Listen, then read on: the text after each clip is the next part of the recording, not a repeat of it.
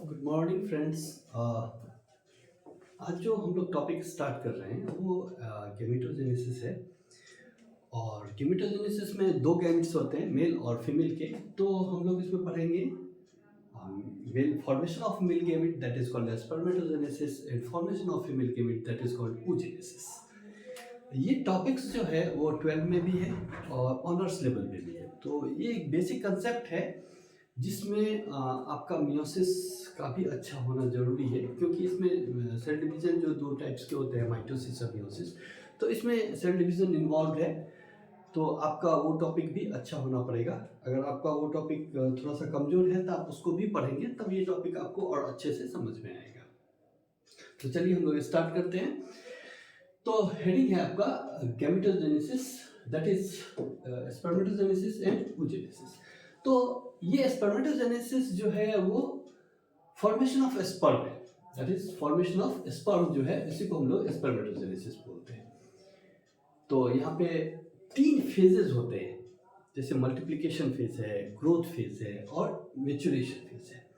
तो स्पर्मेटोजेनेसिस के प्रोसेस में यहाँ पे फर्स्ट हम लोग ये भी देखेंगे कि ये तीन फेज कैसे कैसे डेवलप करता है। और एक कॉमन वर्ड है, यहाँ पे बच्चे फंसते हैं, ये आपको दिमाग में रखना पड़ेगा कि एक सेल बनता है, मतलब डिवीजन के बाद क्या होता है, सेल बनता है जिसको हम लोग स्पर्मेटिड बोलते हैं। स्पर्मेटिड जब स्पर्म में कन्वर्ट होता है, स्पर्मेटिड कन्वर्टेड इनटू स्पर्म, वहां पे एक डिफरेंशिएशन होता है, एक ही सेल का होता है दोनों, और इस प्रोसेस को हम लोग स्पर्मियोजेनेसिस बोलते हैं। ये बहुत इंपॉर्टेंट वर्ड है spermiogenesis. It is generally conversion of spermatid into sperm. तो ये एक ऑब्जेक्टिव के लिए बहुत इंपॉर्टेंट क्वेश्चन है, आप इसको देखेंगे। और जो जनरल या सब्सिडरी जिनका जूलॉजी है उनके लिए भी इम्पोर्टेंट है। तो आप चाहे 12 में हो, चाहे वो आप मतलब ऑनर्स पेपर हो आपका, या सब्सिडरी पेपर हो या जनरल पेपर हो, ये टॉपिक ऐसा है जो आपको हर एक जगह काम देगा। और बेसिक्स है, तो बेसिक्स आपको जानना चाहिए, तो आप इसकी बेसिक्स बारे में देखेंगे। उसके बाद आते हैं हम लोग, एक नेक्स्ट लाइन लिखा है कि formation of matured female gamete. तो मेल फीमेल गैमेट है तो इसको हम oogenesis बोलेंगे। तो oogenesis ये कॉमन बोलते हैं, फीमेल में ही नहीं बोलते, अदर एनिमल में भी हम इसको oogenesis ही बोलते हैं। तो हम लोग स्टार्ट करते हैं और देखते हैं कि इसके तीन फेजेस में क्या होता है। तो जैसा कि आपको मैंने बता दिया कि आपका मियोसिस थोड़ा सा अच्छा होगा, और जो कंसेप्ट यहाँ से रिलेटेड है वो हम देखेंगे यहाँ पे। तो स्पर्मेटोजेनेसिस जो है वो एक प्रोसेस है फॉर्मेशन ऑफ स्पर्म के लिए, जिसमें मियोसिस इन्वॉल्व होता है। तो ये गोनैड्स में होते हैं, बॉडी के किस पार्ट्स में होते हैं, तो गोनैड्स में होते हैं। तो मेल का गोनैड्स जैसे टेस्टिस है, तो स्पर्मेटोजेनेसिस का जो प्रोसेस है वो टेस्टिस में होता है। तो टेस्टिस में यहाँ पे एक टेस्टिस का ये फिगर्स दिखाएगा, ये टेस्टिस है, ये क्या है, टेस्टिस है। तो इसमें ही क्या हो रहा है कि ये इपिडायडीमिस टेस्टिस का पार्ट ही है। तो ये सेमनीफेरस ट्यूब्यूल्स हैं। तो सेमनीफेरस ट्यूब्यूल्स जो होते हैं वो लोक्यूल्स के अंदर में होते हैं। अगर मैं आपको सेमनीफेरस ट्यूब्यूल्स थोड़ा सा दिखाऊं, तो जैसे ये टेस्टिस है, तो टेस्टिस के अंदर में बहुत सारे टेस्टिकुलर लोब्यूल्स होते हैं, बहुत सारे टेस्टिकुलर लोब्यूल्स होते हैं। और इसके अंदर में जाके ये सेमनीफेरस ट्यूब्यूल्स होता है। ये सेमनीफेरस ट्यूब्यूल्स है, 2 to 5 होता है, ये सेमनीफेरस ट्यूब्यूल्स है, ठीक है। हाँ, ये आगे जाके सब जुड़ जाते हैं ऐसे करके, तीन ही नहीं होते, ये अराउंड 200 टेस्टिकुलर लोब्यूल्स अराउंड 200 के आसपास होते हैं। तो इसके अंदर में यहाँ पे ये जो है ये सेमनीफेरस ट्यूब्यूल्स है। सेमनीफेरस ट्यूब्यूल्स में स्पर्मेटोजेनेसिस है। तो साइट भी इंपॉर्टेंट है कि कहाँ पे होता है। तो आप एक बात समझ पाए होंगे कि ये कहाँ पे होता है, टेस्टिस के अंदर में टेस्टिकुलर लोब्यूल्स होते हैं, उसके अंदर में सेमनीफेरस ट्यूब्यूल्स होते हैं। और सेमनीफेरस ट्यूब्यूल्स जैसे आप इसको कट करेंगे ना, तो ये राउंड टाइप का स्ट्रक्चर बनेगा। तो ये जैसे इसका ये दो है तो दो बनेगा। तो इसके अंदर में जो सेल्स होते हैं, हम यहाँ के बारे में पढ़ रहे हैं, इसमें अंदर में सेल्स होते हैं, और यही सेल्स स्पर्मेटोगोनिया होते हैं। जो मेन सेल्स होते हैं वो स्पर्मेटोगोनिया होता है, 2x होता है। वही स्पर्मेटोगोनिया में मियोसिस होता है और वो स्पर्म बनाते हैं। तो एक वर्ड यहाँ पे आया स्पर्मेटोगोनिया। तो आप स्पर्मेटोगोनिया कहाँ पे होगा, तो स्पर्मेटोगोनिया सेमनीफेरस ट्यूब्यूल्स के अंदर के लाइन के सेल्स को बोलते हैं स्पर्मेटोगोनिया, ठीक है। आएंगे हम वन बाय वन देखेंगे, लेकिन ये पिक्चर को समझने के लिए तो पूरा स्पर्म फॉर्मेशन है, लेकिन ये पिक्चर को समझने के लिए आपको पहले पढ़ना पड़ेगा और स्टडी करना। तो आते हैं हम लोग क्या क्या है इसमें। तो 3 फेजेज हैं। पहला फेज है ग्रोथ फेज, या सॉरी मल्टीप्लिकेशन फेज। तो मल्टीप्लिकेशन फेज में क्या होता है, स्पर्मेटोगोनिया जो ये वर्ड है स्पर्मेटोगोनिया, ये वो सेल्स है जो सेमिनिफेरस ट्यूब्यूल्स के अंदर में है, जो मतलब वही सेल में डिवीजन होगा जो मतलब ये बनाएंगे। तो स्पर्मेटोगोनिया जो है वो, स्पर्मेटोगोनिया के बारे में हम लोग अभी देखेंगे। तो स्पर्मेटोगोनिया जो है ये वो सेल्स है, इसी में पहले माइटोटिक डिवीजन होगा। तो स्पर्मेटोगोनिया में माइटोटिक डिवीजन होगा तो और सारे स्पर्मेटोगोनिया बनेंगे, ठीक है। तो यही होता है स्पर्मेटोगोनिया में और सारे मतलब मल्टीप्लिकेशन इसीलिए बोल रहे हैं पहला, क्योंकि जो मेन सेल है उसका नंबर बढ़ेगा, उसी के नंबर बढ़ने के बाद इसमें क्या होगा, मियोसिस स्टार्ट होगा, तो लार्ज नंबर ऑफ स्पर्मेटोगोनिया का फॉर्मेशन होता है। देखिए इस वीडियो को सिर्फ आप देखेंगे उससे आपको आ जाएगा, ऐसा नहीं है। आपको देखने से कॉन्सेप्ट क्लियर होगा, उसके बाद आप कोई भी बुक्स को पढ़ना पड़ेगा आपको, ठीक है। तो आपके पास जो भी अवेलेबल, अगर आप 12 में है तो 12 के बुक को पढ़िए, आप ऑनर्स में है तो ऑनर्स लेवल के बुक को पढ़िए, या जो भी पढ़ना है उसके बाद पढ़िए। हाँ सॉरी, इस स्लाइड्स को भी आप लिख सकते हैं, ठीक है, अगर आपको बेसिक ये है, या आप हमसे मांग भी सकते हैं, मैं आपको ये स्लाइड प्रोवाइड करा दूंगा। तो इस स्लाइड्स में जो लिखा हुआ है ये बेसिक कंसेप्ट है, ये आपको आना ही चाहिए। हाँ, इसी बेसिक कंसेप्ट के आधार पे आप ऑनर्स के हायर लेवल को भी पढ़ेंगे तो आपको समझ में आएगा। जो कुछ नहीं समझ में आएगा वो इससे ज़्यादा है, जैसे एक्रोसोम का फॉर्मेशन कैसे होता है वहाँ पे स्पर्म में, तो वो इससे अलग है, वो आपके 12 में नहीं पढ़ना है। तो मैं यहाँ पे एक बेसिक्स बता रहा हूँ आपको, जो आपको जानना जरूरी है। अगर इसका कंसेप्ट अच्छा है तो आप इसके बाद हायर पढ़ सकते हैं, या उसमें जो प्रॉब्लम होगा हम उसको भी देखेंगे। तो आते हैं, सेकेंड है आपका ग्रोथ फेज। तो पहले मल्टीप्लिकेशन किया तो बहुत सारे ये बन गए, बहुत सारे, जैसे मैं आपको ये बताऊं कि बहुत सारे क्या बन गया, ये बन जाएंगे। मान लीजिए कि इसमें हमने क्या किया कि ये स्पर्मेटोगोनिया है, ठीक है। तो स्पर्मेटोगोनिया में डिवीजन हुआ तो क्या होगा, माइटोसिस हुआ। इसमें क्या होगा, माइटोसिस। तो माइटोसिस होने की वजह से बहुत सारे स्पर्मेटोगोनिया ही बनेंगे। इसी को हम लोग क्या बोल रहे हैं, मल्टीप्लिकेशन फेज, क्योंकि 1 से 2 हो रहा है। ये कहाँ पे हो रहा है, सेमिनिफेरस ट्यूब्यूल्स में हो रहा है। तो ये 1 से 2 बने तो इसमें क्या हो जाएगा, ये फेज जो है वो मल्टीप्लिकेशन फेज आएगा। ये क्या है, मल्टीप्लिकेशन फेज। और ये मल्टीप्लिकेशन फेज और ये माइटोसिस हुआ है, इसका मतलब इसका जो नाम है, ये नाम है स्पर्मेटोगोनिया। इसको हम लोग क्या बोल रहे हैं, स्पर्मेटोगोनिया बोल रहे हैं। ये स्पर्मेटोगोनिया है,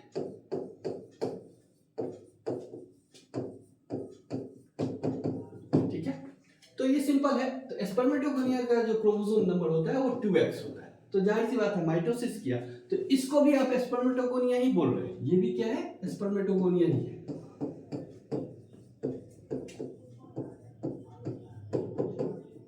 ठीक है। तो ये स्पर्मेटोगोनिया है, तो ये भी 2x ही है, मतलब ये माइटोसिस सेल डिवीजन। तो माइटोसिस सेल डिवीजन है तो इसमें क्या है, स्पर्मेटोगोनिया है। तो स्पर्मेटोगोनिया ये स्पर्मेटोगोनिया है, तो ये स्पर्मेटोगोनिया ही बना रहा है। तो ये अपने आप को मल्टीप्लाई कर रहा है। ये क्या कर रहा है, अपने आप को मल्टीप्लाई कर रहा है। तो मल्टीप्लाई करने से क्या होगा, नंबर ऑफ स्पर्मेटोगोनिया सेल्स जो होंगे वो क्या होंगे, बढ़ेंगे, ठीक है। उसके बाद इसमें सेकेंड फेज आएगा। तो यहाँ तक आई होप आप ये फिगर को भी बना सकते हैं, और यहाँ तक समझने में शायद आपको कोई दिक्कत नहीं होगी। तो इसमें सेकेंड फेज जो है वो हम लोग आते हैं। तो ये हुआ आपका मल्टीप्लिकेशन फेज। मल्टीप्लिकेशन फेज के बाद सेकेंड है ग्रोथ फेज। ग्रोथ फेज में आपको क्या करना है कि ग्रोथ फेज में आप देखेंगे ग्रोथ होगा, ठीक है। तो ये ग्रोथ है, ये ग्रोथ फेज है। तो ग्रोथ फेज में क्या होता है कि ये ग्रो करता है अपने साइज में, क्योंकि अब इसको मियोसिस में जाना है। तो बोलता है spermatogonia increase in their size, मतलब सेल का साइज क्या होगा, बढ़ेगा। और by accumulation of nutrients in the cytoplasm and ready for meiotic division. यहाँ 2 पॉइंट्स इंपॉर्टेंट है। ये ग्रोथ करेगा, ग्रोथ करेगा तो सेल का साइज क्या होगा, बढ़ेगा। सेल का साइज बढ़ेगा तो मान लीजिए कि ग्रोथ स्पर्मेटिया ये इंक्रीज इन साइज, ये पॉइंट इंपॉर्टेंट है। नाम ही है ग्रोथ फेज, तो ग्रोथ कैसे करेगा, साइज इंक्रीज करेगा तब। और ये कैसे साइज कैसे बढ़ाएगा, तो न्यूट्रिएंट्स का एक्यूमुलेशन करेगा, क्योंकि उसको डिवीजन के टाइम में उसको एनर्जी चाहिए, वो न्यूट्रिएंट से ही आएगा, तो ये न्यूट्रिएंट्स का इंक्रीज करेगा, साइटोप्लाज्म बढ़ेगा, और ये रेडी हो गया किसके लिए, मियोटिक डिवीजन के लिए। यही मियोटिक डिवीजन होगा इसमें। अब मियोटिक डिवीजन में क्या होता है, क्रोमोसोम नंबर हाफ होते हैं। क्या होता है, क्रोमोसोम नंबर हाफ हो जाता है। जैसे हमारे पास ह्यूमन में 46 क्रोमोसोम नंबर है, तो गैमेट्स में 23 क्रोमोसोम नंबर आ जाएंगे। तो ये क्रोमोसोम नंबर क्या होता है, हाफ होता है। तो और इस टाइप के जो मतलब जो डिवीजन के लिए आप रेडी हैं, उस टाइप के स्पर्मेटोसाइट्स को हम लोग बोलते हैं प्राइमरी स्पर्मेटोसाइट्स। तो मल्टीप्लिकेशन फेज में क्या होता है, एक सेल डिवाइड करके बहुत सारा सेल बनाया, उसमें से जो सेल मियोसिस के लिए डिवीजन में जाएगा, उस सेल में ग्रोथ होगा, वो अपने अंदर में न्यूट्रिएंट्स को एक्यूमुलेट करेगा, और एक्यूमुलेशन के बाद क्या होगा कि वो डिवीजन में जाएगा, तो उस सेल को हम लोग क्या बोल रहे हैं, प्राइमरी स्पर्मेटोसाइट्स बोल रहे हैं, जिसमें क्रोमोसोम नंबर 46 ही होता है। तो याद रखिएगा, प्राइमरी जब भी लगा होगा, इसका मतलब होता है कि वो ओरिजिनल सेल है, मतलब उसमें क्रोमोसोम नंबर 46 ही होंगे। हाँ, प्राइमरी स्पर्मेटोसाइट्स में क्या होता है, मियोसिस फर्स्ट होता है, तो वहां पे क्रोमोसोम नंबर हाफ हो जाएगा। तब आते हैं हम इस पे। तो इसमें जो आप ये बनाए, तो इसमें से एक सेल जो है वो क्या करेगा, ग्रोथ कर लेगा। मान लीजिए कि इसमें एक सेल जो है वो ग्रोथ कर लिया। ग्रोथ कर लिया मतलब ये थोड़ा सा बड़ा हो गया। ये क्या है, मतलब ग्रोथ फेज है। इसको हम क्या बोल रहे हैं, ग्रोथ फेज। ग्रोथ कैसे होगा, न्यूट्रिएंट्स का एक्यूमुलेशन होगा। अब जो ये ग्रोथ फेज है, इसको हम लोग बोल रहे हैं प्राइमरी स्पर्मेटोसाइट्स। क्या बोल रहे हैं, प्राइमरी स्पर्मेटोसाइट्स।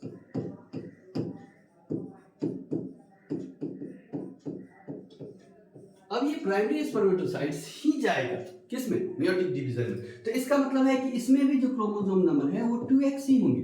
अगर हम ये 2x 46 रखते हैं, तो यहाँ पे भी 46 होगा, यहाँ पे भी 46 होगा, और यहाँ पे भी 46 होगा। मतलब 46 क्रोमोसोम्स ही इसमें हैं अभी तक, क्योंकि अभी तक मियोसिस नहीं हुआ है। ये माइटोसिस का फेज है, जिसको हम लोग मल्टीप्लिकेशन फेज बोल रहे हैं, और ये ग्रोथ का फेज है, जिसमें क्या होता है, सेल का साइज बढ़ता है due to accumulation of nutrients. और अब ये रेडी फॉर डिवीजन है। ये क्या होता है, रेडी फॉर डिवीजन। तो हम लोग यहां से देखेंगे। तो आइए हम थोड़ा सा देखते हैं इसमें।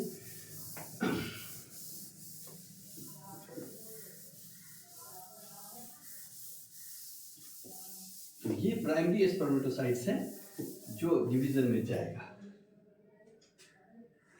तो अब हम बना लेते हैं यहाँ पे प्राइमरी स्पर्मेटोसाइट्स। ये क्या है, प्राइमरी स्पर्मेटोसाइट।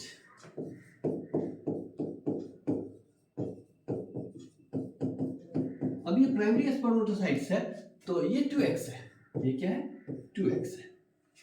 इसमें अब पहला था मल्टीप्लिकेशन फेज, दूसरा फेज है ग्रोथ फेज।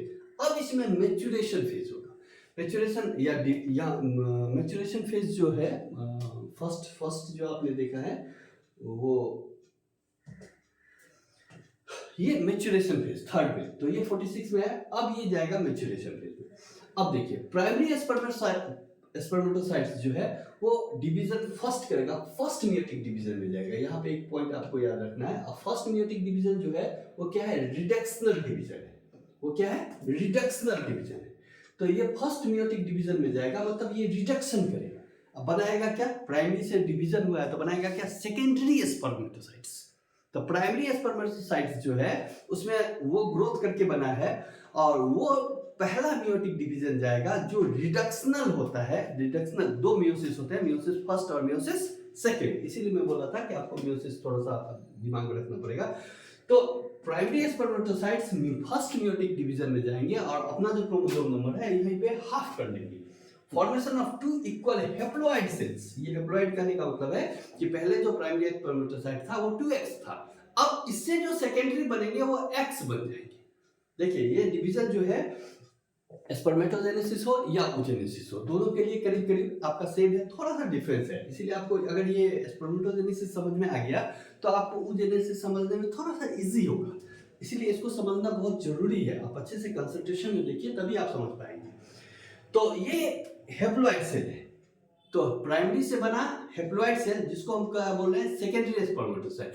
सेकेंडरी स्पर्मेटोसाइट्स में फिर से मियोसिस 2 होगा। मियोसिस 2 कहने का मतलब होता है equational division, equal amount of chromosome. तो अगर मान लीजिए ये 46 है तो प्राइमरी स्पर्मेटोसाइट से सेकेंडरी बनाएगा मियोसिस फर्स्ट करके, तो सेकेंडरी में 23 हो जाएगा। और 23 में इक्वेशनल डिवीजन होगा तो फिर एक सेल से 2 सेल बनेंगे जिसमें क्रोमोसोम नंबर सेम होगा। हाँ, हम क्या बताना चाह रहे हैं यही है इसमें कि that is only 23 chromosome on each cells and secondary spermatocyte undergoes second meiotic division. दूसरा मियोसिस डिवीजन होगा जिसमें क्या होगा, 4 equal haploid cells are produce, that is called spermatids. तो हम लोग थोड़ा सा इसको ग्राफिकल देख लेते हैं कि इसका ग्राफ्स क्या है। तो 4 स्पर्मेटोसाइट्स जो बनेंगे वो इससे बनते हैं। ये प्राइमरी स्पर्मेटोसाइट्स है, इसमें हम क्या करेंगे, मियोसिस फर्स्ट ले आएंगे। तो मियोसिस फर्स्ट ले आएंगे तो देखिए ये मियोसिस फर्स्ट है, इसको क्या बोलेंगे, मियोसिस फर्स्ट। तो मियोसिस फर्स्ट जो होगा इससे कितने सेल बनेंगे, 2 सेल बनेंगे। ये एक्चुअली मियोसिस फर्स्ट जो होता है वो रिडक्शनल डिवीजन होता है जिसमें क्रोमोसोम नंबर हाफ होते हैं। ये भी क्वेश्चन बहुत इंपॉर्टेंट है। तो एक्चुअली इसको हम क्या बोलते हैं, रिडक्शनल डिवीजन, RD। तो अगर ये प्राइमरी में 2x है तो यहाँ पे क्या हो जाएगा, x, ये भी क्या हो जाएगा, x। तो ये इंपॉर्टेंट है कि 2x से क्या हो जाएगा, x। तो अब अगर ये x है तो ये सेल्स है, ये मान लीजिए इसको मैं कलर चेंज कर देता हूँ, ये 2 सेल्स बने हैं x। अब इसका नाम जो है वो सेकेंडरी हो जाएगा, ये क्या हो जाएगा, सेकेंडरी स्पर्मेटोसाइट्स, सेकेंडरी स्पर्मेटोसाइट्स। तो ये सेकेंडरी स्पर्मेटोसाइट्स जो होते हैं वो X होते हैं क्योंकि पहला मियोसिस का डिवीजन जो होता है वो रिडक्शनल होता है, बोलते हैं कि नहीं, ये X तो होते हैं, इसमें भी डिवीजन होता है, तब एक सेल से फिर 2 सेल बनेंगे। इसका अगर आप कलर चेंज कर देते हैं तो इस सेल से भी क्या से बनेंगे, 2 सेल्स बनेंगे, इससे भी क्या बनेंगे, 2 सेल्स, और इसके डिवीजन से भी क्या बनेंगे, 2 सेल्स। अब इसको आप क्या बोल रहे हैं, ये स्पर्मेटिड है, ये क्या है, स्पर्मेटिड। ये जो है ये इक्वेशनल डिवीजन है, मतलब सेकेंडरी स्पर्मेटोसाइट्स ये X हो गया। अब ये भी, ये इसको हम बोलते हैं मियोसिस सेकेंड, इसको क्या बोल रहे हैं हम लोग, मियोसिस सेकेंड। ये मियोसिस सेकेंड। तो मियोसिस सेकेंड्स जो आप बोल रहे हैं, तो मियोसिस सेकेंड्स में होता क्या है कि ये मियोसिस सेकेंड है गया, तो मियोसिस सेकेंड्स इक्वेशनल डिवीजन है, इसको हम लोग ET बोलते हैं। क्या बोलते हैं, इक्वेशनल डिवीजन। जितना मदर सेल में होगा उतना ही डॉटर सेल में भी होगा X।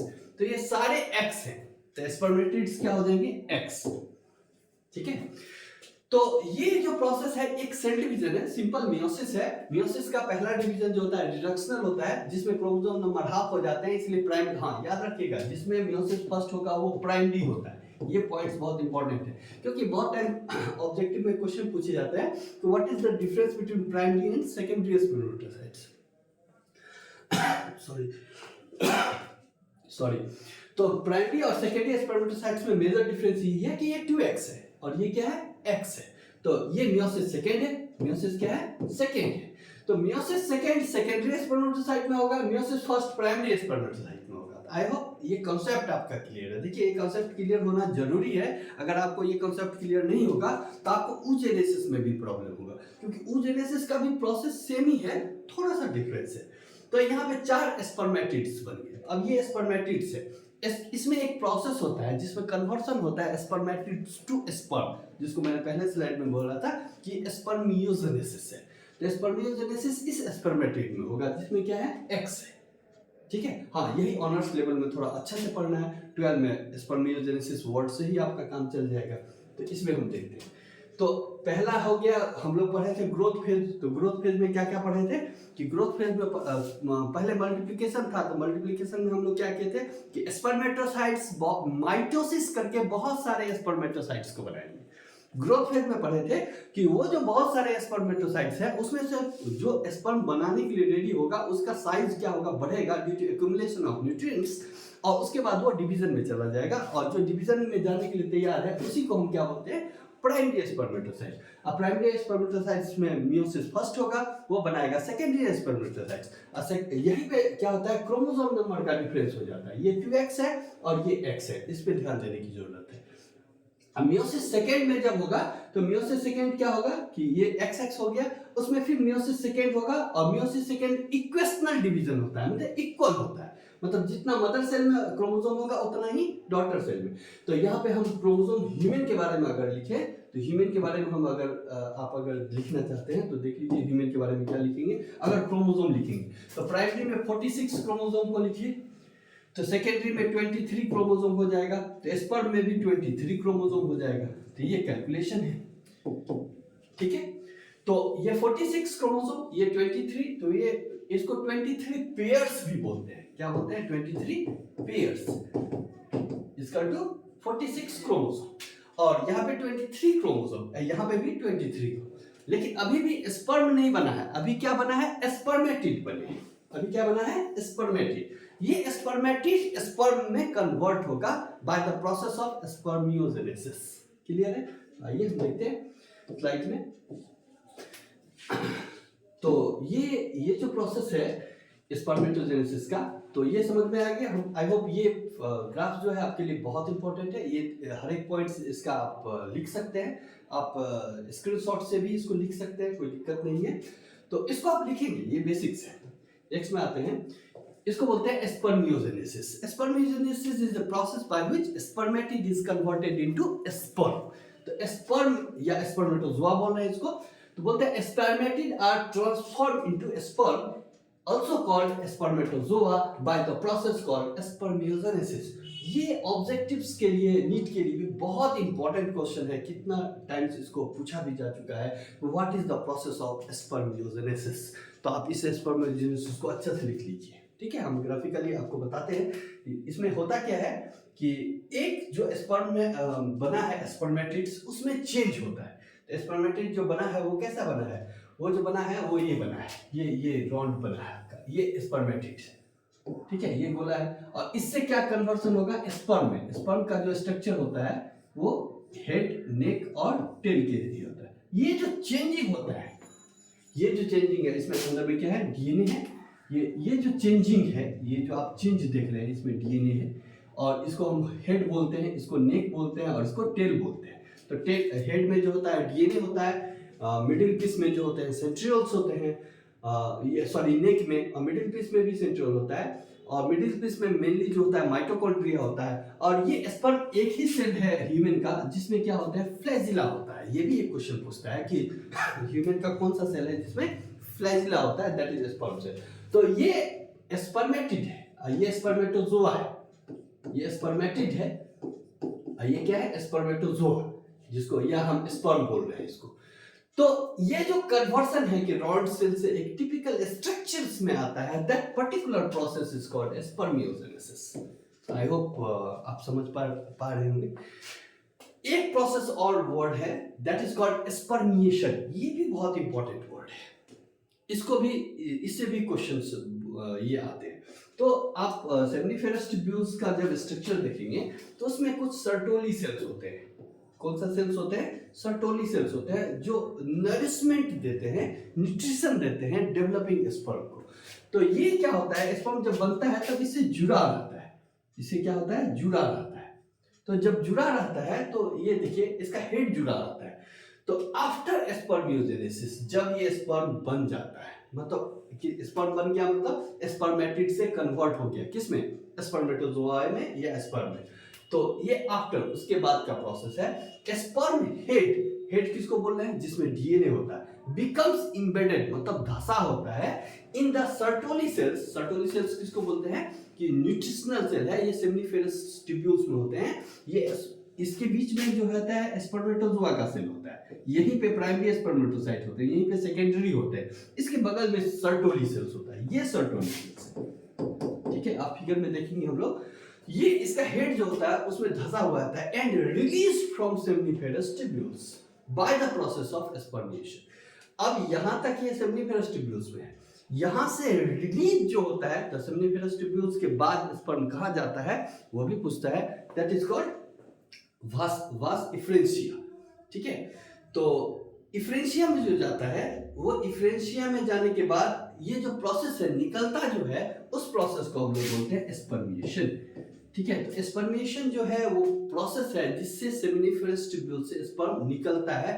जब स्पर्म निकलने लगता है उससे पहले ये कहाँ जुड़ा होता है, अपने हेड से सर्टोली सेल में, क्योंकि वहां से उसको न्यूट्रिशन मिलता है। तो इस प्रोसेस, तो इस स्लाइड में 2 पॉइंट बहुत इंपॉर्टेंट है। एक आपको स्पर्मियोजेनेसिस समझ में आना पड़ेगा और एक स्पर्मिएशन समझ में आना पड़ेगा। ये दोनों points objective points of view के लिए बहुत इंपॉर्टेंट है, तो आप इसको अच्छे से देखेंगे। अब आते हैं हम लोग मतलब इसको ग्राफिकल प्रेजेंटेशन है, आप इसको देख लेंगे, क्रोमोसोम्स के हिसाब से दिया हुआ है। तो इसमें आप पढ़े हैं ये सारी चीज को, इसलिए थोड़ा सा आप अच्छे से देखेंगे तो आप समझ पाएंगे। आई होप ये क्लियर हो जाएगा आपका। तो इसमें हम लोग देखते हैं स्पर्म गैमेटोजेनेसिस में, ये पूरा फुल ग्राफ है। तो इसमें आप देख रहे हैं कि ये एक पार्ट को हम देखेंगे, दैट इज अभी जो हम पढ़े हैं स्पर्मेटोजेनेसिस, ये oogenesis भी है। तो दोनों एक ही साथ दिखाया गया है, लेकिन अभी हम लोग एक पार्ट को देखेंगे, दैट इज दिस पार्ट। तो देखिए स्पर्मेटोगोनिया, गोनियम है, गोनियम बोलते हैं मतलब एक सेल को, और गोनिया बोलते हैं प्लूरल है। इससे ग्रोथ होगा या मैच्योरेशन होगा। ठीक है, ग्रोथ होगा मतलब अपने सेल के साइज को बढ़ाएगा, मल्टीप्लाई करके बढ़ाएगा। तो प्राइमरी स्पर्मेटोसाइट बनेगा। ये इसमें जो क्रोमोसोम नंबर होंगे वो 2x होंगे। प्राइमरी स्पर्मेटोसाइट में मियोसिस फर्स्ट होगा। मियोसिस फर्स्ट होने का मतलब है कि देखिए इसमें हम मतलब एक पेयर दो पेयर लेके चल रहे हैं, तो 2 पेयर मतलब 4 क्रोमोसोम। तो 4 क्रोमोसोम में जैसे ही रिडक्शनल, ये तो रिडक्शनल डिवीजन है, रिडक्शनल डिवीजन आप पढ़े हैं कि रिडक्शनल डिवीजन है। तो 4 क्रोमोसोम है, तो एक में कितना आ गया, एक पेयर, एक में आ गया एक पेयर, तो हाफ हो गया क्रोमोसोम। तो जब हाफ हो गया तब हम इसको क्या बोल रहे हैं, सेकेंडरी स्पर्मेटोसाइट। और सेकेंडरी स्पर्मेटोसाइट्स में इक्वल डिवीजन होता है। तो आपको एक चीज मैं बता दूं कि ये जो है वो मतलब देखिए ये भी एक क्रोमोसोम का मतलब होता है कि इसमें एक जो है वो क्या हो, सेंट्रोमियर हो। तो ये भी एक क्रोमोसोम है, और इस क्रोमोसोम को आप ऐसे भी लिख सकते हैं, ये भी एक क्रोमोसोम है, मतलब नंबर ऑफ क्रोमोसोम बराबर नंबर ऑफ सेंट्रोमियर होता है। इसको आप 2 क्रोमोसोम नहीं बोल सकते। ये भी एक है, ये भी एक है। हाँ, तो बोलेंगे सर ये कब होता है और ये कब होता है।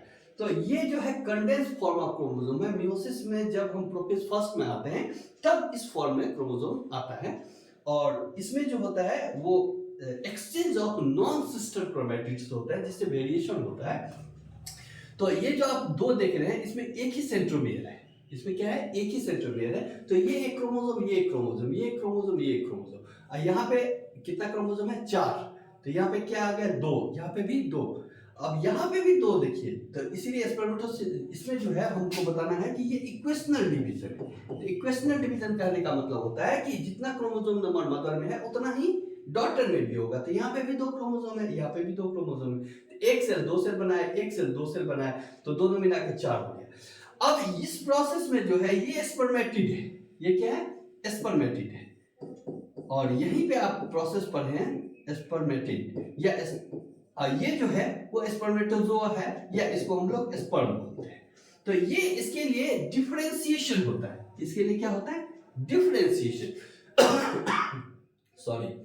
और इसी प्रोसेस को हम लोग स्पर्मियोजेनेसिस बोलते हैं। इसी डिफरेंशिएशन के प्रोसेस को क्या बोल रहे हैं, स्पर्मियोजेनेसिस बोल रहे हैं। और इससे देखिए इसमें टेल आ गया, ये जो है वो टेल आ गया है इसमें।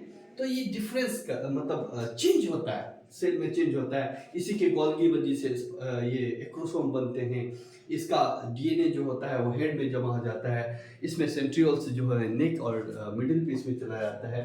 माइटोकॉन्ड्रिया मिडिल पीस में अरेंज हो जाता है। इस टाइप के जो चेंजिंग होते हैं एक सेल से इस टाइप का टेल टाइप का फ्लैजेलम डेवलप हो जाता है। तो इस प्रोसेस को हम लोग क्या बोल रहे हैं, स्पर्मियोजेनेसिस। तो आई होप ये ग्राफ आपका क्लियर हो गया होगा। अब इसका स्क्रीनशॉट लेके भी आप, लेकिन लिखना पड़ेगा आपको, अपने कॉपी में लिखना पड़ेगा।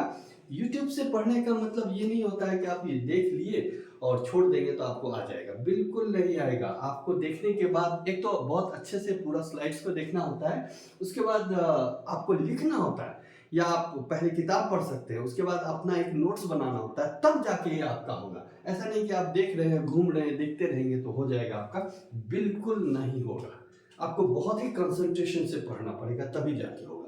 हाँ, इसके बाद अगर आपको कुछ प्रॉब्लम है तो क्वेश्चन राइज करने पड़ेंगे, आप लिख सकते हैं कमेंट में, या मेरा नंबर है 813780।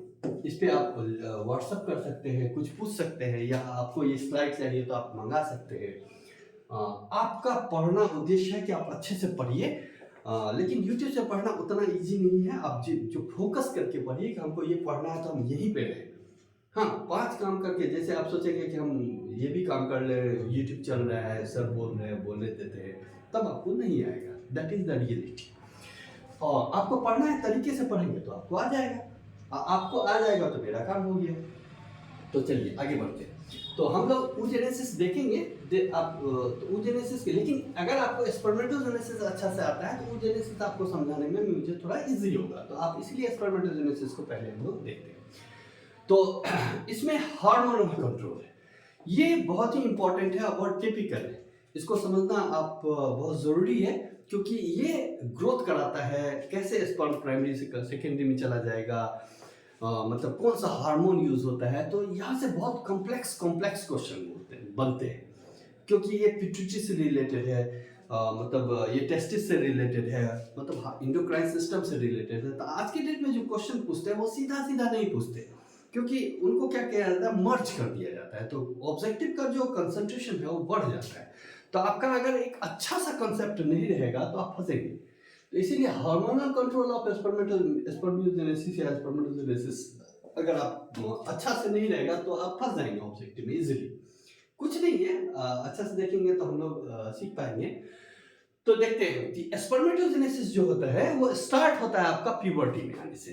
तो पहले तो स्पर्म है ये मेल बॉडी में होगा, और जब आप एज ऑफ प्यूबर्टी में जाएंगे, मतलब 13 के बाद, तब इसमें स्पर्मेटोजेनेसिस बॉडी में स्टार्ट होता है। और जो सबसे इंपॉर्टेंट हार्मोन है वो है GnRH। हाँ, देखिए हार्मोन आप अच्छे से देखिए, क्योंकि बहुत सारा हार्मोन आपको फीमेल से भी मतलब जैसे GnRH हम लोग वहाँ पे भी देखेंगे। तो एक कॉन्सेप्ट है, तो एक कॉन्सेप्ट अगर पकड़ में आ गया आपको तो आपको इजी होगा समझने के लिए। तो देखते हैं, तो पहला हार्मोन जो है हाइपोथैलेमस से रिलीज होता है, जिसको बोल रहे हैं GnRH, गोनाडोट्रोपिन रिलीजिंग हार्मोन इसका फुल फॉर्म है। और ये काम करता है एंटीरियर लोब ऑफ पिट्यूटरी पे।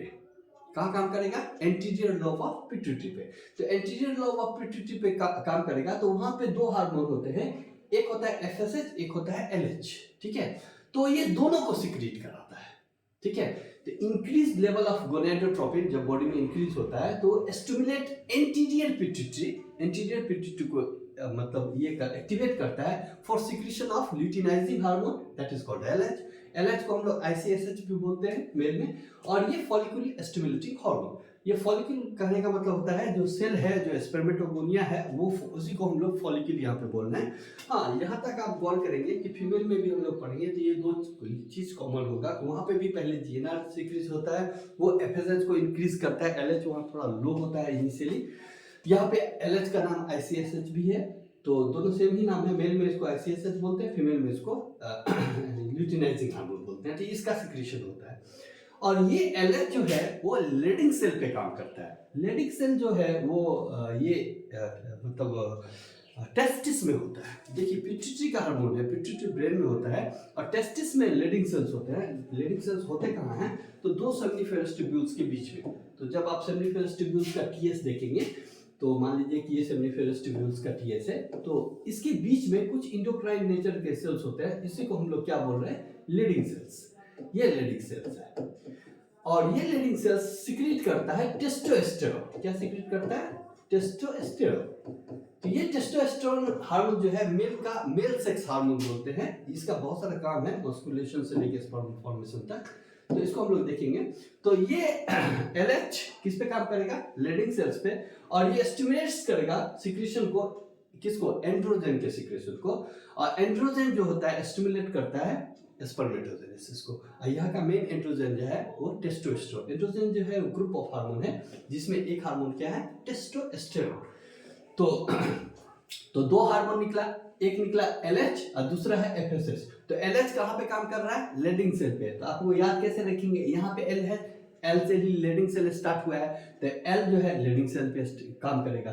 तो ये लीडिंग सेल पे काम करता है, और किसको बढ़ा देता है, प्रोसेस ऑफ स्पर्मेटोजेनेसिस को इंक्रीज कर देता है। दूसरा है एफएसएच, ये सर्टोली सेल पे एक्ट करता है। एफएसएच कहाँ एक्ट करेगा, सर्टोली सेल पे, और ये एक प्रोटीन सिक्रीट करता है, एंड्रोजन बाइंडिंग प्रोटीन, जिसको हम लोग एबीपी भी बोलते हैं। इसको क्या बोल रहे हैं, ABP, androgen binding protein, and inhibition which helps in spermatogenesis. दूसरा है इनहिबिन, एक तो ये क्या क्या है, एंड्रोजन बाइंडिंग प्रोटीन सिक्रीट करता है, और दूसरा इनहिबिन। तो दो दो दो चीज आप क्लियर कर लीजिए, एक तो है एलएच जो लेडिंग सेल पे काम करेगा और स्पर्मेटोजेनेसिस के प्रोसेस को बढ़ाएगा। दूसरा है एफएसएच, एफएसएच किस पे काम करेगा, सर्टोली सेल्स पे, और यहाँ से दो फैक्टर सिक्रीट करेगा, एक को बोलते हैं एबीपी, दूसरा को बोलते हैं इनहिबिन। अब आपको दो चीज जानना है कि एबीपी का काम क्या है, इनहिबिन का काम क्या है। तो ये जो लिखा है स्पर्मियोजेनेसिस में हेल्प करता है। तो ठीक है, हम लोग देखते हैं, ये हार्मोन का एक ग्राफ है, इसका बहुत अच्छा से कंसेप्ट होना बहुत जरूरी है। आप इसको थोड़ा सा देखेंगे, हाइपोथैलेमस से क्या सीक्रेट होगा, जीएनआरएच। हाइपोथैलेमस क्या सीक्रेट कर रहा है आपको देखिए, हाइपोथैलेमस के बारे में आपको थोड़ा सा देखना पड़ेगा, जानना पड़ेगा। आई होप आपको ये ग्राफ क्लियर है। तो इसमें हम लोग देखते हैं कि हाइपोथैलेमस क्या करता है और ये क्या कर रहा है। तो हाइपोथैलेमस जीएनआरएच सीक्रेट करता है, इसको बोलते हैं गोनाडोट्रोपिन रिलीजिंग हार्मोन, जो एंटीरियर पिट्यूटरी पे एक्ट करेगा, और यहां से दो हार्मोन का सिक्रेशन होता है, एफएसएच और एलएच। एलएच जो है वो एलएच और एल से लीडिंग सेल्स, ऐसे याद रखिएगा। तो एल से लीडिंग सेल्स हो जाएगा, तो ये एफएसएच जो है वो ल्यूटिनाइजिंग हार्मोन, इसको आईसीएसएच भी बोलते हैं, वो लीडिंग सेल्स पे काम करेगा, और ये यहाँ से टेस्टोस्टेरोन का प्रोडक्शन करता है लीडिंग सेल्स, और ये क्या प्रोड्यूस करेगा, जो किस में हेल्प करेगा, स्पर्मेटोजेनेसिस में। तो दो चीज क्लियर है, लीडिंग सेल्स टेस्टोस्टेरोन सीक्रेट करता है, ये क्वेश्चन तो कितना टाइम पूछा गया है, और ये स्पर्मेटोजेनेसिस में हेल्प करता है, और ये सारा काम कहाँ पे हो रहे हैं, टेस्टिस में। दूसरा है एफएसएच, एफएसएच किस पे काम करेगा, सर्टोली सेल्स पे काम करेगा, और सर्टोली सेल्स से काम करके दो सीक्रेट करेगा, इनहिबिन, और ये भी हेल्प करेगा स्पर्मियोजेनेसिस में। ये स्पर्मेटोजेनेसिस है, स्पर्मियोजेनेसिस है, ठीक है। स्पर्मियोजेनेसिस किसको बोलते थे, conversion of spermatid into spermatozoa, और स्पर्मेटोजेनेसिस पूरा प्रोसेस को बोलते हैं। तो दो चीज क्लियर हो गया, लेकिन इसमें कुछ निगेटिव फीडबैक है। निगेटिव फीडबैक समझना जरूरी है, क्योंकि स्पर्म सर्टोली सेल्स तो पैक है, इतना बड़ा सर्टोली सेल्स है, मान लीजिए ये ट्यूब से, तो इसमें ये जो है सॉरी ये ट्यूब्स जो है सेमिनिफेरस ट्यूब्यूल्स का है, ये सर्टोली सेल्स है, तो ये जगह क्या है, फिक्स है। तो इसमें स्पर्म कब तक बनेगा, क्या हमेशा बनते रहता है स्पर्म, नहीं। तो इसमें अगर स्पेस फुल हो गया स्पर्मेटोजोआ से, तो इसके बाद स्पर्म नहीं बनता, क्योंकि स्पेस नहीं होता। तो इसके लिए कुछ निगेटिव फीडबैक है। तो निगेटिव फीडबैक को समझने के लिए आई होप हम इसको फिर से क्लियर करते हैं, आते हैं हम लोग निगेटिव फीडबैक में। तो निगेटिव फीडबैक को समझने के लिए देखिए क्या है कि ये टेस्टिस में होता है, तो ये टेस्टोस्टेरोन जो होता है वो निगेटिव फीडबैक शो करता है, किस पे, एंटीरियर पिट्यूटरी पे भी और हाइपोथैलेमस पे भी। तो जब टेस्टोस्टेरोन मतलब ज्यादा होता है तब स्पर्मेटोजेनेसिस होने लगता है। तो स्पर्मेटोजेनेसिस जब रोकना होता है तब टेस्टोस्टेरोन ये हाइपोथैलेमस को मैसेज देता है कि जीएनआरएच का सीक्रेशन रोक दीजिए, जीएनआरएच का सीक्रेशन स्टॉप कर दीजिए। तो जीएनआरएच का सीक्रेशन स्टॉप होगा तो एफएसएच घट जाएगा, एलएच घट जाएगा, ये दोनों सीक्रेशन बंद हो जाएगा तो लीडिंग सेल पे काम नहीं करेगा, तो स्पर्मेटोजेनेसिस रुक जाएगा फाइनली, ठीक है। तो ये इस तरह से काम करता है। एक हार्मोन यहाँ पे सर्टोली सेल्स भी सीक्रेट करता है, इनहिबिन, सेम प्रोसेस है, ये भी काम किस पे करेगा, एंटीरियर पिट्यूटरी पे, ये हाइपोथैलेमस पे काम नहीं करेगा, ये किस पे मैसेज देगा, एंटीरियर पिट्यूटरी को, एंटीरियर पिट्यूटरी को बोलेगा कि एफएसएच का सीक्रेशन बंद कर दीजिए। तो एफएसएच का सीक्रेशन बंद हो जाएगा तो स्पर्मियोजेनेसिस रुक जाएगा। स्पर्मियोजेनेसिस मतलब कन्वर्शन ऑफ स्पर्मेटोजोआ टू मतलब कन्वर्शन ऑफ स्पर्मेट इनटू स्पर्मेटोजोआ, तो स्पर्मियोजेनेसिस रुक जाएगा। तो ये दोनों प्रोसेस हार्मोनली कंट्रोल होते हैं। तो आई होप आपको हार्मोन का कांसेप्ट समझ में आया होगा। और निगेटिव फीडबैक बोलते हैं कि ये हायर होने से ये दबा देता है, काम को बंद कर देता है। जैसे आपके घर में सब्जी ऑलरेडी है तो आप सब्जी देख के नहीं लाएंगे सब्जी मार्केट से, that is called negative feedback. मतलब अगर स्पर्मेटोजेनेसिस बहुत हो रहा है तो अब नहीं चाहिए, तो इसके प्रोडक्ट को देख के ये निगेटिव फीडबैक करता है। ये मैकेनिज्म है हार्मोन एक्शन में, आप पढ़ेंगे निगेटिव फीडबैक, तो इसका मैकेनिज्म ऐसे ही होता है। आई होप ये स्लाइड आपके क्लियर है। ये ग्राफ आप और अच्छे से अपने कॉपी में भी बना सकते हैं, स्क्रीनशॉट ले भी सकते हैं। चलिए आइए हम नेक्स्ट देखते हैं। उसके बाद आता है स्ट्रक्चर ऑफ स्पर्म। ये स्पर्म जब बन जाता है तो उसका क्या स्ट्रक्चर्स है। तो स्ट्रक्चर ऑफ स्पर्म में 3 पीस जनरली मेजर है। एक तो आपको हेड ध्यान में रखना है, हेड है, दोनों फिगर पे आते हैं हम लोग। तो पहले आपको क्या देखेंगे, मान लीजिए कि इसी को देख रहे हैं, तो इसमें क्या है, एक हेड है। तो हेड में जनरली एक्रोसोम कैप होते हैं, एक्रोसोम होते हैं, न्यूक्लियस होता है। ये एक्रोसोम के बारे में पूछा जाता है कि यहाँ हाइड्रोलाइटिक एंजाइम्स होते हैं। ये 2 चीज इसमें बहुत इंपॉर्टेंट है कि एक तो ये गोल्जी बॉडी का कन्वर्सन मॉडिफाइड फॉर्म होता है एक्रोसोम, और आपको और इसमें हाइड्रोलाइटिक एंजाइम्स भरे होते हैं जो जब ये ओवा के कांटेक्ट में आता है तो ओवा के मेम्ब्रेन को डिसॉल्व करने में यही एक्रोसोमल कैप का कांटेक्ट होता है। क्योंकि ओवा में जब जाता है तो पूरा स्पर्म नहीं जाता है, सिर्फ इसका डीएनए जाता है, ये न्यूक्लियस जाता है। तो सबसे ऊपर में मान लीजिए यहाँ पे ओवा है, तो यहाँ पे एक्रोसोम क्या करेगा, इसके वॉल को क्या करेगा, डिसॉल्व कर देगा। इसके वॉल को क्या करेगा, यहाँ से डिसॉल्व कर देगा। तो यहाँ से जो न्यूक्लियस है वो यहाँ पे, यहाँ इसके डीएनए जो है वो यहाँ पे पहुंच जाएंगे। इसके डीएनए जो है, इसका जो डीएनए का फॉर्मेशन है वो डीएनए ओवा में पहुंच जाएगा। सिर्फ बाकी पूरा का पूरा स्ट्रक्चर वही बाहर ही रह जाता है। तो बोलेंगे बाकी का स्ट्रक्चर का काम क्या है। हाँ, बाकी का स्ट्रक्चर का काम है। तो इसमें न्यूक्लियस होता है हेड में, ठीक है। उसके बाद एक मिडिल पीस होता है। देखिए यहाँ से यहाँ तक मिडिल पीस को दिखाया गया है। मिडिल पीस में बेसिकली माइटोकॉन्ड्रिया होते हैं जो एनर्जी देते हैं, क्योंकि स्पर्म को मूव करना होता है। कहाँ से, सर्विक्स से लेके और एम्पुला तक, यहाँ इसका मूवमेंट है। क्योंकि जो फर्टिलाइजेशन होता है वो एम्पुला में होता है। तो मूवमेंट के लिए एक तो टेल हेल्प करता है, इसको टेल बोलते हैं। टेल जनरली फ्लैजेलम होता है, तो ये डायरेक्शन दिखाता है इसको, ये मूव करता है एम्पुला तक जाने में। अब माइटोकॉन्ड्रिया एनर्जी देता है। जब ये पहुंच जाते हैं वहां पे, तब ये फ्यूज करता है और अपना डीएनए इसको दे देता है। तो हम लोग अभी फर्टिलाइजेशन में नहीं है, हम लोग थोड़ा सा देखते हैं स्ट्रक्चर। तो यहाँ पे एक जो नेक होता है, एक छोटा सा नेक होता है मिडिल पीस और हेड के बीच में, थोड़ा सा क्या होता है, नेक होता है, जहाँ पे प्रॉक्सिमल सेंट्रियोल्स होते हैं। आप याद रखेंगे, ये मिडिल पीस है। मिडिल पीस में जनरली माइटोकॉन्ड्रिया होता है, फाइबर्स होता है और एक्सोनिम्स होते हैं। एक्सोनिम्स फ्लैजिला का पार्ट है। ये एनुलस होता है, एक्सिलरी फिलामेंट होते हैं, और एक टेल मतलब टर्मिनल पीस होता है, उसमें टेल होता है। तो ये स्ट्रक्चर ऑफ स्पर्म आपको कहीं भी मिल जाएंगे। हाँ, जब आप ऑनर्स लेवल में पढ़ेंगे तब इसके डिफरेंशिएशन में, जैसे एक्रोसोम कैसे मॉडिफाइड होता है, जैसे Golgi body of the cells कैसे मॉडिफाइड होता है, वो आपको पढ़ना है, ठीक है। तो वहाँ पे एक थोड़ा सा एक्स्ट्रा पढ़ना है, लेकिन बेसिक कंसेप्ट यही है। तो आई होप आपको स्ट्रक्चर ऑफ स्पर्म समझ में आया होगा, और ये बहुत ज़रूरी है। इसको आप मतलब ये इसका स्क्रीनशॉट भी ले सकते हैं कि कहाँ पे क्या है। एक ये फिगर बना के रखेंगे, या एनसीईआरटी में भी दिया रहता है, वहाँ से भी आप फिगर बना लेंगे। तो एनसीईआरटी ऐसा बुक है बेसिक पढ़ने के लिए, जो आपको मतलब पढ़ना चाहिए, बेसिक्स, चाहे आप किसी भी क्लास में। तो इसी को हम लोग स्पर्म देखे हैं कि क्या होता है, माइक्रोस्कोपिक होता है, जनरली मोटाइल स्ट्रक्चर है, हेड होता है, नेक होता है, मिडिल पीस होता है और टेल होता है, ठीक है। होल बॉडी जो एक ही सेल है तो प्लाज्मा मेम्ब्रेन से कवर होगा, ठीक है। दूसरा है sperm head contain elongated haploid nucleus and anterior portion of covered by cap-like structure called acrosome, हम लोग अभी देखे हैं। ये गोल्जी बॉडी का मॉडिफिकेशन है, ये याद रखिएगा। Middle piece contain nucleus mitochondria जो एनर्जी देता है, और tail help sperm to swim to reach egg cell. Egg cell कहाँ तक पहुँचता है, एम्पुला तक, इसके बारे में आप देखें। और seminal plasma along with sperm content constitute the semen. Semen एक वर्ड है, एक स्पर्म वर्ड है, एक सीमेन वर्ड है। तो देखिए हमारे पास जो एसेसरी ग्लैंड्स होते हैं, जिसमें सेमेनल वेसिकल होता है, और ये बल्बोयूरेथ्रल ग्लैंड होता है, और एक होता है हमारा ये प्रोस्टेट। तो 3 एसेसरी ग्लैंड होते हैं। तो जब सीमेन बोलते हैं हम, तो इसमें सिर्फ स्पर्म नहीं होता है, स्पर्म प्लस एसेसरी ग्लैंड का सिक्रीशन जो होता है, एसेसरी ग्लैंड सिक्रीशन, इसको हम लोग क्या बोल रहे हैं, एसेसरी ग्लैंड सिक्रीशन, इसको हम लोग बोल रहे हैं इज इक्वल टू क्या बनता है हमारा, सीमेन।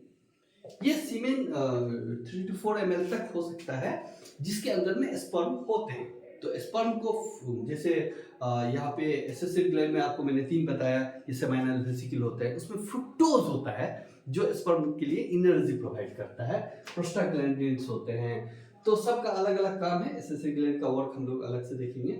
ये स्पर्मेटोजेनेसिस है, वो स्ट्रक्चर्स पार्ट में आता है, लेकिन ये दोनों को मिला के हम लोग क्या बोलते हैं, सीमेन बोलते हैं। ये सीमेंस जो होते हैं वो मतलब स्पर्म को बचाने के लिए, स्पर्म को कोगुलेट करके रखता है। मतलब स्पर्म जो है बाहर के कांटेक्ट में, मतलब एयर के कांटेक्ट में आने से भी ज़्यादा स्पर्म का डेथ ना हो, इसीलिए सीमेन के फॉर्म में स्पर्म प्रोड्यूस होता है। उसके साथ एसेसरी ग्लैंड्स होते हैं और ये फीमेल रिप्रोडक्टिव ट्रैक्ट में जाता है फॉर फर्टिलाइजेशन। तो ये आपका ये पार्ट है। तो सीमेन देख लीजिए। सीमेन में आपको क्या क्या याद रखना है। ये जनरली वाइट फ्लूइड होता है जो रिलीज होता है पेनिस से ड्यूरिंग मेल सेक्सुअल क्लाइमेक्स, जिसको ऑर्गेन बोलते हैं। This release is called ejaculation. इसके रिलीज को क्या बोल रहे हैं, इजैकुलेशन। और इसमें सीमेन में क्या होता है, स्पर्म होता है प्लस एसेसरी ग्लैंड का फ्लूइड होता है, जिसके स्पर्म में जेनेटिक मटेरियल्स होता है। Total sperm count in education जो है वो 39 से 928 मिलियंस हो सकता है। स्पर्म का वॉल्यूम्स जो होता है, मतलब इजैकुलेशन वॉल्यूम्स, जिसमें हम सीमेन का वॉल्यूम यहाँ पे है, तो सीमेन का वॉल्यूम 1.5 से लेके 7.6 ml तक हो सकता है। स्पर्म का कंसंट्रेशन, मतलब स्पर्म काउंट जो है वो हो सकता है 15 से 259 मिलियन पर ml हो सकता है। और sperm can also preserve for decades when semen is frozen. तो हमारे पास टेक्नोलॉजी है जैसे क्रायो प्रिजर्वेशन है। तो अगर हम स्पर्म को मतलब रखना चाहते हैं तो डिकेड तक रखा जा सकता है। ये सेल है तो सेल प्रिजर्वेशन का टेक्निक है। इसमें स्पर्म को ही नहीं, बहुत सारे सेल को हम लोग डिकेड तक रख सकते हैं। तो ये एक बेसिक मतलब इंफॉर्मेशन है जो आपको आना चाहिए। मेडिकल में भी ये कभी कभी पूछते हैं कितना मतलब कंसंट्रेशन है, क्योंकि इससे कुछ डिजीज है, जैसे किसी में स्पर्म होता ही नहीं है तो उसको एजोस्पर्मिया बोलते हैं। उस कंडीशन को सीमेन आता है लेकिन स्पर्म नहीं होता है तो उसको हम एजोस्पर्मिया बोलते हैं। या कुछ लिमिट है कि 100 मिलियन से कम आ रहा है तो उसको ओलिगोस्पर्मिया बोलते हैं, मतलब स्पर्म आ रहा है लेकिन कम आ रहा है। तो ये सब डिजीज में आ जाएंगे, हम लोग देखेंगे इसको बाद में। उसके बाद आएंगे हम लोग फीमेल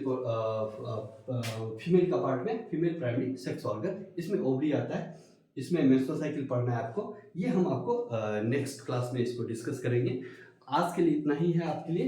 आप इसको अच्छे से पढ़ेंगे और जो मतलब जो पर्सन्स इसको अच्छे से मतलब पढ़ रहे हैं, जिसको मतलब नहीं समझ में आ रहा है या कुछ प्रॉब्लम है तो वो आप हमको लिख सकते हैं। और सबसे बड़ी बात है कि जो अभी तक इस चैनल को सब्सक्राइब नहीं किए हैं, जो अभी तक इस चैनल को सब्सक्राइब नहीं किए हैं, तो वो आप लोग इसके चैनल को सब्सक्राइब करेंगे। और होप इन फ्यूचर में, क्योंकि आपकी एनर्जी से ही हम पढ़ा पाते हैं, अगर ज़्यादा से ज़्यादा बच्चों को ये चीज़ हम दे पाएँ तो हमको ज़्यादा खुशी होगी। तो आपकी एनर्जी मतलब हमको पढ़ाने के लिए बहुत ज़रूरी है। तो आप चैनल को सब्सक्राइब कीजिए। और आपको अगर कुछ प्रॉब्लम आता है तो आप मुझे बता सकते हैं। अगर आपको ये स्लाइड चाहिए तो आपको मिल जाएगा।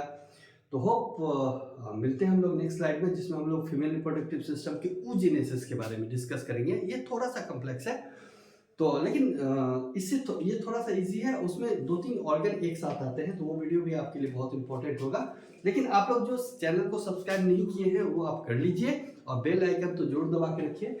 थोड़ा सा टाइम कम होने की वजह से मैं बहुत कम वीडियो बना पाता हूँ, लेकिन मैं कोशिश करूँगा कि आपका प्यार मिलते रहेगा तो हम बनाते रहेंगे, आप पढ़ते रहेंगे। ठीक है, तो आज के लिए जय हिंद, बाय बाय।